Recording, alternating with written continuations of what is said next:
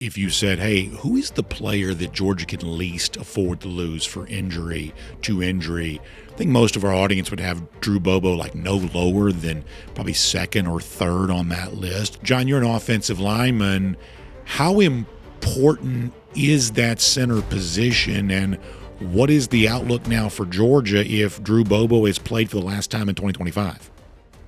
Yeah, that is a huge blow. If that's the case, Drew Bobo, obviously a great individual performer. I think we saw his impact all season long. But what stood out to me in the second half was we've got two true freshmen that are a part of this equation, offensive line equation. Donnie Glover, Juan Gaston, big time contributors, and for both of them, you saw a drop off in performance, and you think, man, what's that about? And from one half to the next, not just from the center position, but from other positions.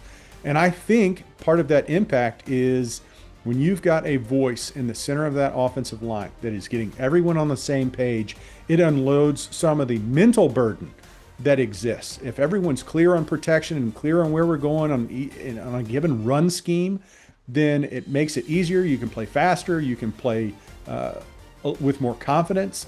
And for young players, when they don't have that aspect of the game on their plate, and it's on Drew Bobo's plate, it allows them to play better. And that's the piece that I think gets undervalued at time, is the I do this, and that's probably not on my plate, but I'm going to take it on my plate because it'll make us perform better.